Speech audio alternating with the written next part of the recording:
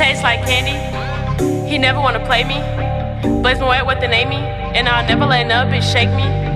Bottoms up with no chaser. These other hoes you fucking with basic. Hi, welcome to Moet Gets Me Talking, where we pop the cork and let the conversation flow. It's your girl Blaise Moet, and as always, if you're new here, I hope you stay. If you're a subscriber, welcome back. And like, comment, and subscribe. That way I can keep this type of content coming directly to you. Without further ado, let's get right into it. Happy New Year's, everyone. And again, thanks for, subscribing and being here. Starting off this year right with, of course, more content. But we're going to talk about Married at First Sight, Season 18, Episode 8. Of course, they're making us wait. They did not give us a Christmas episode. I didn't think they would. But let's talk about pretty much each couple. I pretty much have some highlights. And I'm going to kind of go in order of like how they were in the episode. Like this episode, I feel like they didn't give them equal camera time for sure. So the first one I'm going to talk about is Camille and Thomas. So I feel like with Camille and Thomas, we're going to go to where they were at the pool party. And so at the pool party, I feel like she was getting to know his friends. She was getting to know, his brother a little bit more, and then vice versa. He was getting to know her friends. Sorry, I don't know why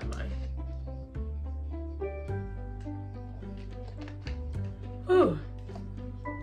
Okay, so I feel like Camille, she kept bringing up this cultural difference stuff, and honestly, it's exhausting because they are both biracial, and so it's not really much to talk about with them on this episode. Things kind of heat up a little bit on episode 9, which I'll do in another video, but I think they kept saying, oh, you're not my type, you weren't my original type or whatever. And I think that at the party, his brother raised a good question and was like, okay, what are those cultural differences? What are you talking about?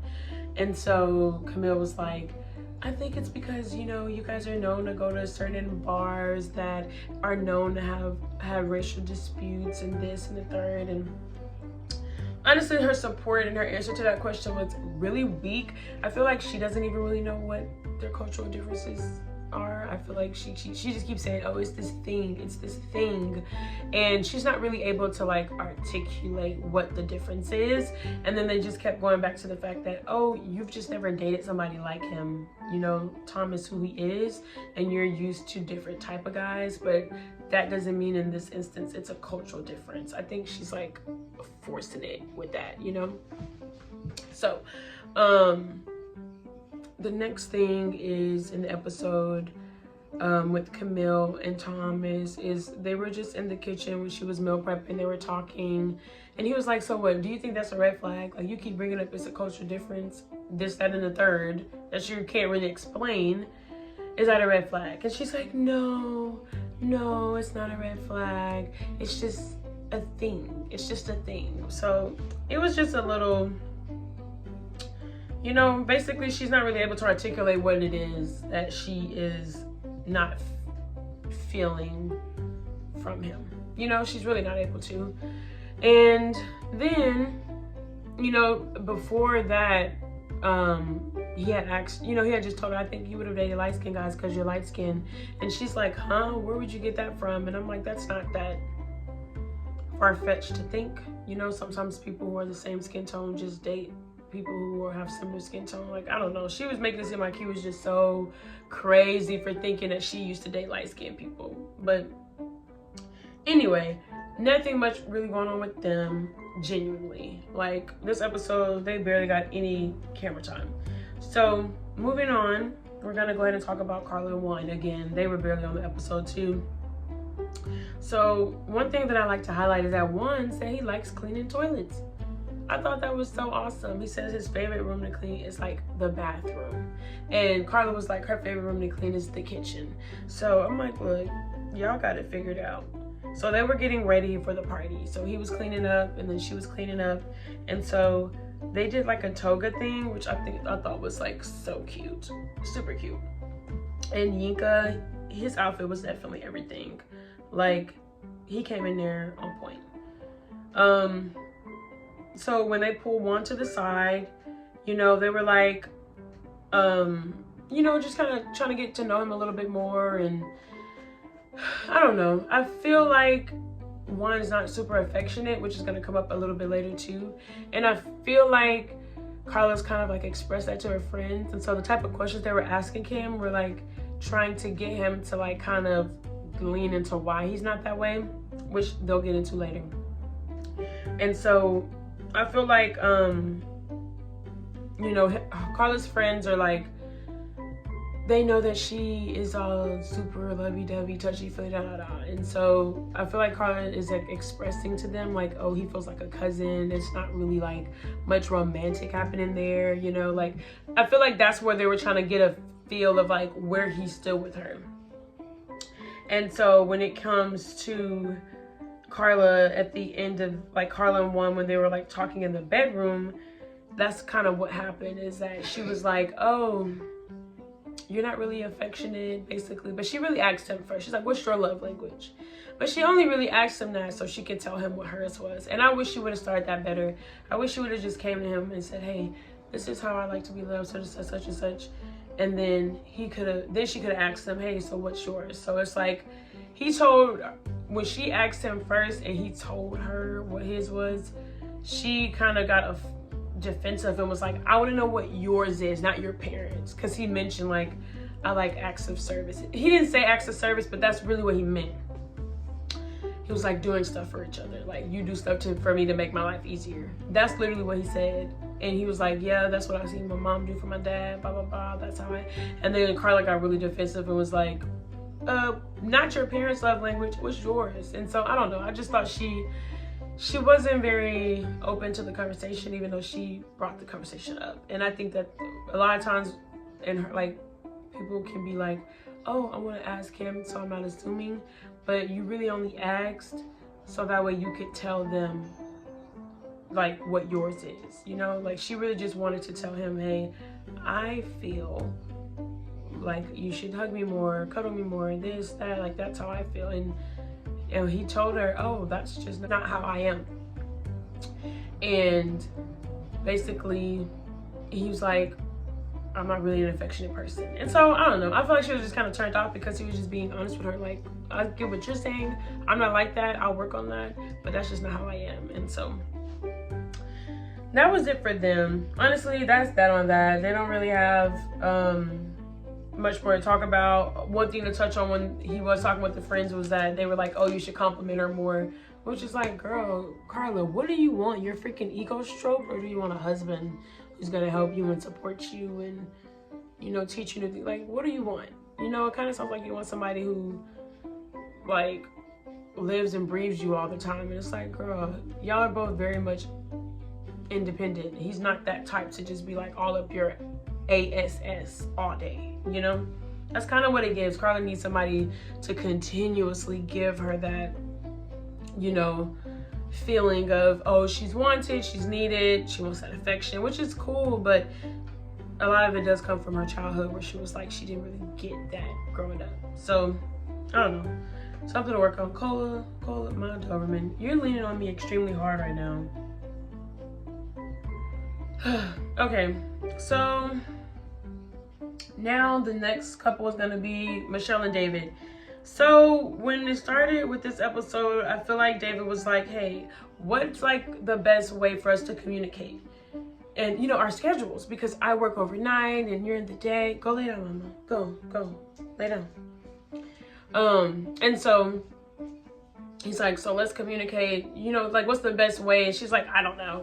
I'm like, girl, you're not helpful. Like, I don't know. She, in the beginning of the episode, she was so focused on like getting stuff ready for the party. Like, she really wasn't trying to have an open conversation with him. And so basically, you know, he was just like, I feel like, you know, I talk to you and I try to like communicate with you and stuff like that. And, you know, if I step out, I'll leave you a note. I would like for you to leave me a note back. And she's like, yeah, but that one day you stepped out, you didn't even know. It's like, she was being defensive and annoying in this conversation. So he was definitely open up to her about how he felt like they can hang out more. And she just kind of brushed it to the side because she won't worry about the party, right? Pleasing her friends. Because ultimately, that's the happiest I've ever seen her, is when she's with her friends. Like, when I see her hanging out with her friends and stuff like that, when they're in group settings, it's literally like she's lit up, that she doesn't have to hyper focus on David, and that she gets to like do other stuff and not have to worry about him or have to have conversations with just him. So it's a little sad, but literally, like, when, you know, she's greeting her friends and Michelle looks good, she looks good for the party, like, you know, she's just so happy to see him. I've never seen her smile so much, right?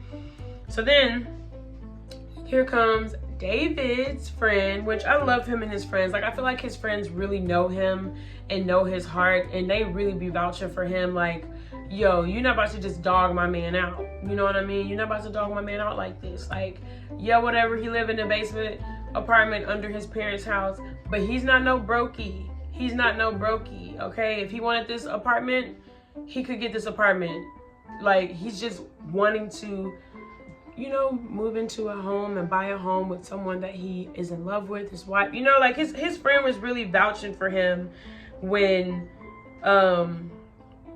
you know, they pulled him to the side. But we'll get more into that in a second. When David's pulled away, you know, by Michelle's friends, it's kind of annoying because I didn't like how her friend was like, okay, how are you enhancing her life? How are you adding value to her life? The way she worded that is, it was a little weird, because it's like, he could say the same thing. He could say the same thing about her. Like, cool, given she wants to go to restaurants and do workout classes and all this other uppity stuff because she's worked so hard and she's da. Okay, David is giving, he's cool to do all of that. It's like, it gives that he's not tripping on doing any of that. The thing is she doesn't really care to do those things with him, because he's not that check box that, you know, she wanted. If he looked a different way, if he didn't live under his parents' basement, that'll already make him better and make her more willing to even like ask him to do certain things, right?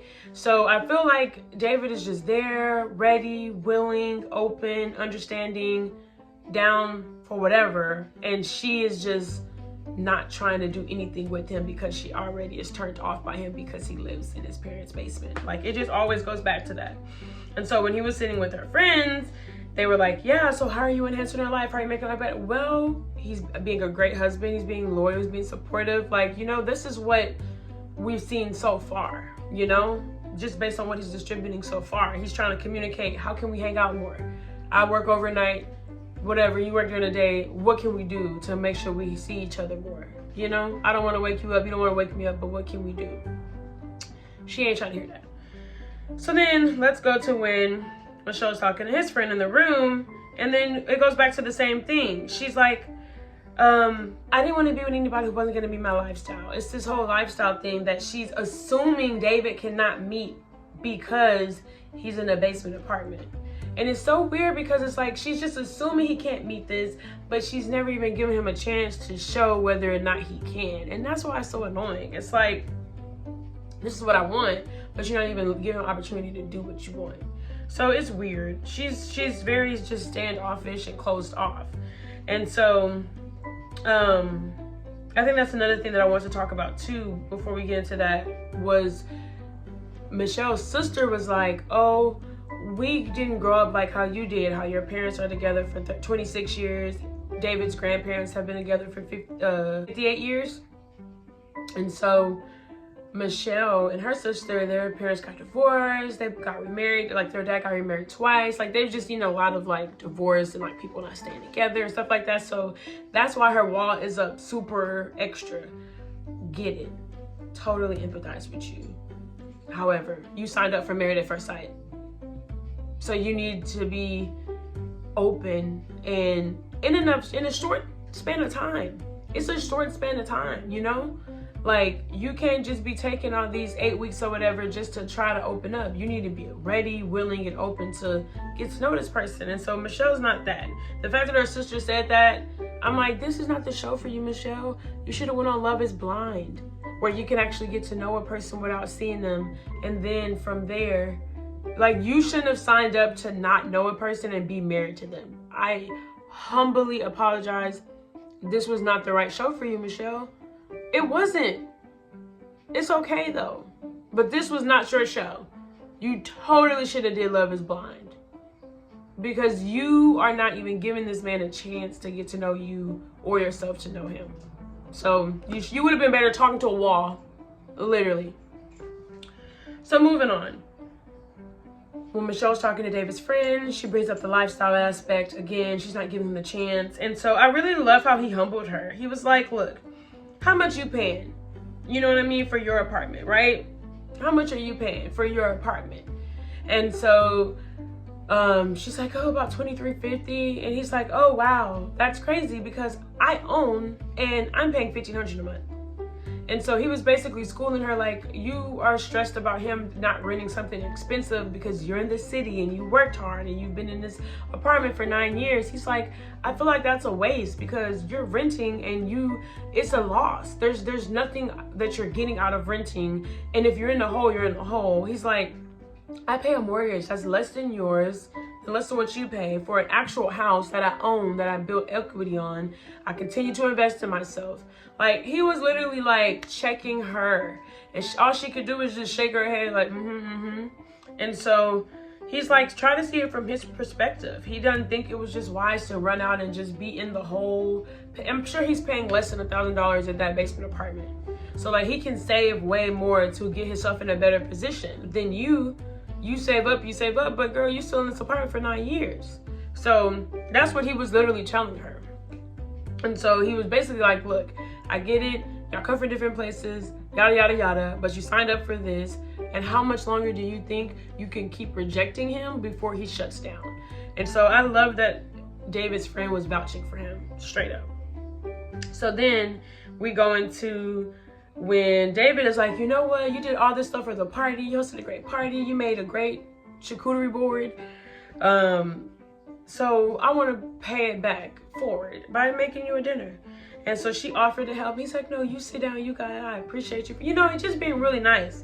And so then all of a sudden it comes up that he's like, oh, my legs hurt. My legs hurt because I was at the gym with Madison.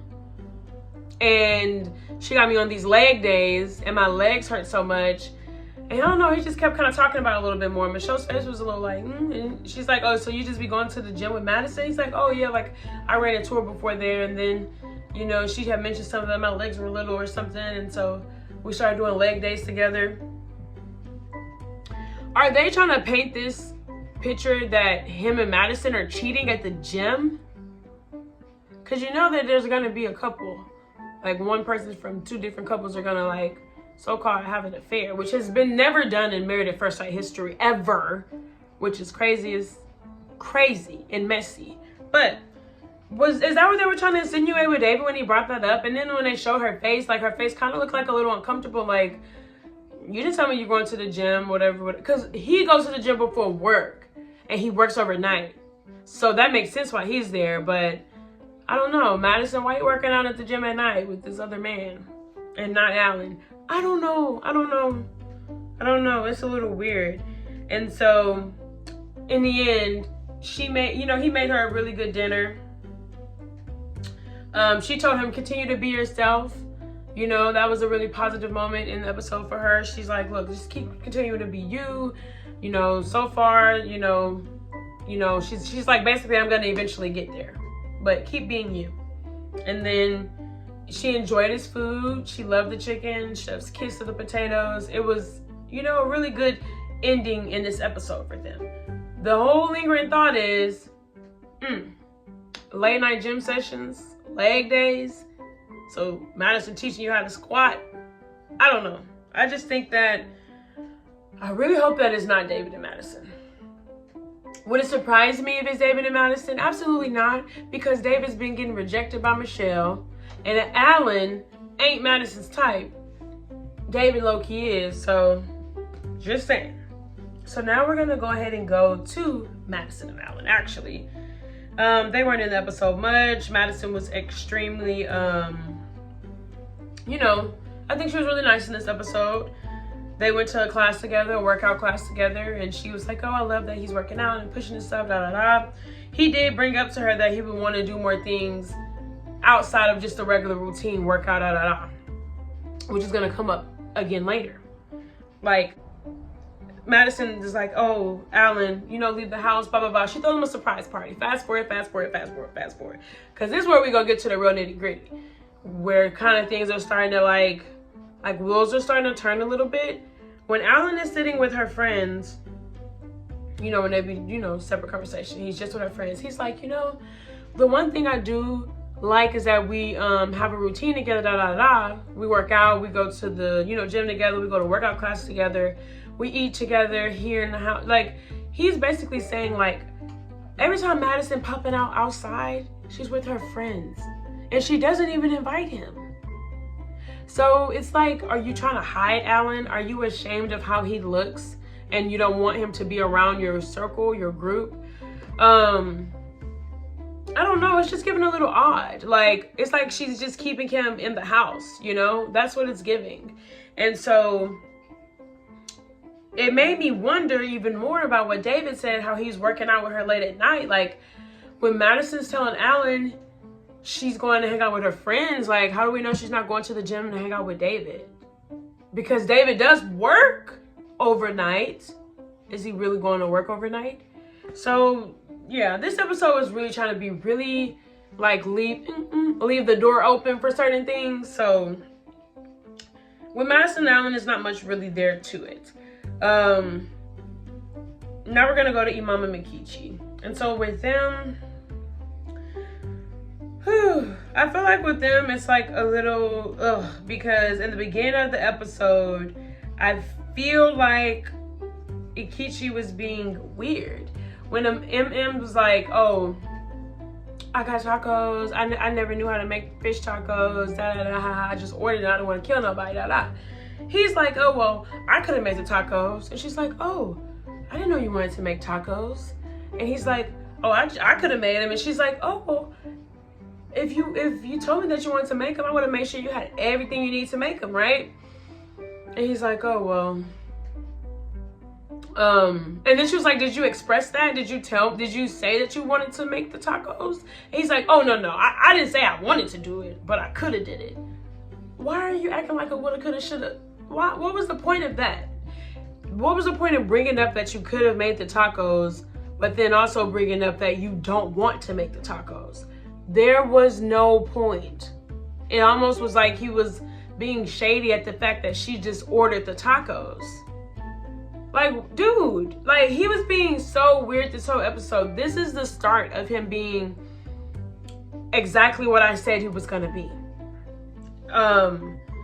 Like a nitpicky person who, at the end of this on decision day, he's gonna come up with a million reasons why it's not her. And every time I'll be watching this stuff back to like make sure I get my, you know, whatever straight, it's like I like M a lot more because she's so humble, she's so sweet, she's always joking, like, you know, I feel like she's really taking it seriously and he's just being weird. So that was strike one. And then when they started like letting people into the apartment, I feel like he was being shady as well because, you know, she's like, oh, you ready to party? He's like, yep, ready to party. Like, he was just being real shady, like super shady. And then, you know, she was making a joke about, you know, her dog, like, he's always ready to party. And then, Kishi's like, oh, dog shouldn't be having tequila. And then she's like, he might drink. And he was just being weird. She was just trying to joke, and he just kept being weird and shady, right? Even a little bit more shade, just so y'all can know I'm not picking on him. When the dog was barking, when her friends was coming in, he's like, oh, it's good to know I'm not the only one he barks at. And he don't be saying it like in a jokey way. He be saying it like it's really up. Like, so I don't know. I feel like he has this thing on the inside of him where he's a little bit jealous of him. Like, I think he's jealous of her life, her friends, you know, her cousins that, you know, go to bat for her. I think that there's something in him where he don't like that they're so trying to be involved, because he like, it's not about y'all, and y'all can say everything y'all want about her, but I'm with her every day, so I'm the one who knows her, like how she is with me, and if it's not working with me, then it's like, no, I feel like he's shady as hell. So I feel like what sucks is that when they started doing a little sit down, first thing M said was, I like that I can open up to him and talk to him and be vulnerable with him, and it doesn't come back to bite me in the ass. Literally within the next set of minutes, they asked him, what are your 5 characteristics about her? And he says she's aggressive.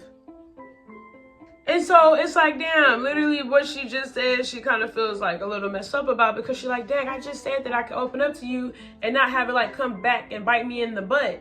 And it just did right there, because all the first 4 words, I think he only gave 3 words, and then the 4th word was aggressive, and we just cut him off from there. But the first set of words were good, but aggressive was like, what do you mean aggressive? I think he meant to say she's assertive, but because he's shady, he said aggressive. And so basically her friends did not like that. They did not like the connotation of aggressive, and yeah, it just started getting a little whatever. It started getting a little spicy in there. So then she pulls his friends away, and they talk, have a shot. His whatever friends, the married people, they cool as hell, and they be so honest, and they just be saying some honest, real stuff, and they're like really understanding on both sides. And so I feel like with M's friends, they see right through his BS. That's just what it is. Her cousin and her other homegirl, like, literally, I feel like they kind of like over him. They kind of can sense that he don't really like him like that, and they would rather him just be honest about it and stop wasting her time than making it seem like, oh, we don't have time to get to know each other because of our schedules, because this isn't a normal situation. It's like he keeps making excuses as to why he's not getting to know her, and he's not putting forth energy to get to know her. It's like, I was so annoyed watching this episode back, because I'm like, dang, he's just, all he's saying is excuses. It's like, if I was her family and I'm sitting there listening to him, I'm like, dude, what are you talking about? In the regular world, people's schedules be messed up. In the regular world, it's messed up. Like, why are you acting like because you're on the show, it's even way worse? Even if it is, you signed up for it. So you signed up to do whatever it takes to make sure that you get to know this person, to decide if you're going to be with them on decision day. It's like all these people sign up for the show, but they don't want to do the work. And then he keeps talking about, oh, I'm from the South. I'm from the South. Stop saying that. He keeps saying, I'm from the South, so I'm used to more chill people. Bro, those don't relate. Those don't relate. I see what you're trying to do. I see what you're trying to go. They don't relate. They don't go together. Like, relax, dude.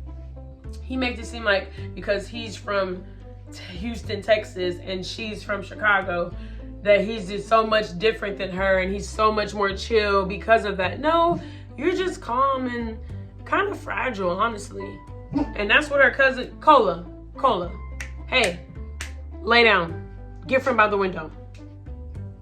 Lay down. Good girl. Stay. Mommy's recording. Okay.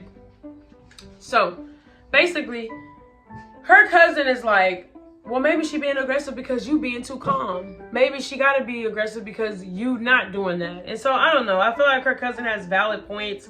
I feel like since the wedding, he's definitely scared of the cousin. Even when, like, he greeted the cousin, he kind of gave him a fist pump. Like, everybody know you give a little slap and then you lean in with the shoulder. Like, he literally gave him a little fist pump, like, hey, don't come close to me. So, I don't know. I feel like Akichi is definitely scared of M's cousin.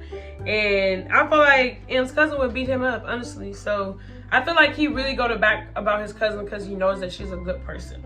And so, I think Akichi is definitely scared of M's cousin, for sure. So, yeah, the whole aggressive thing was annoying. Honestly, I don't see them making it any much further. So yeah, that's it. Oh, that's what I want to say.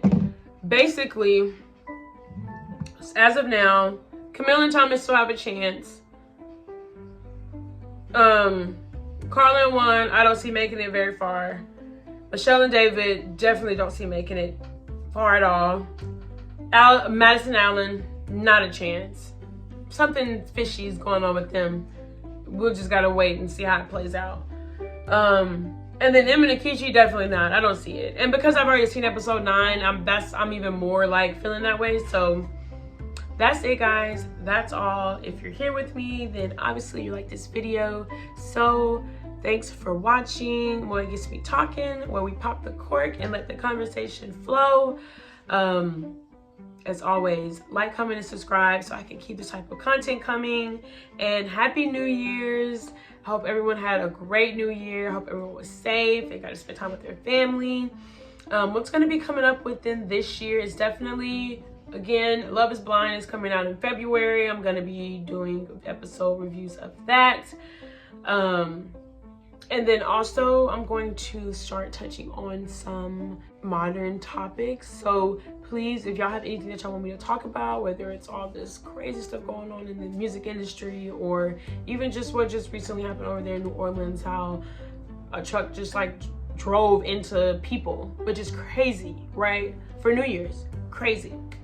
Put in the comments what you guys would like to hear my opinion on, and I will definitely be here to give you that. So as always, until next time, bye. Stop bothering me, stop wasting my time, you mean nothing to me. I can't even lie, stop bothering me, you're not worth my time, you mean nothing to me. Stop bothering me, stop wasting my time, you mean nothing to me. I can't even lie, stop bothering me, you're not worth my time, you mean nothing to me. I pity the fool that try to run up, I will damage your fashion.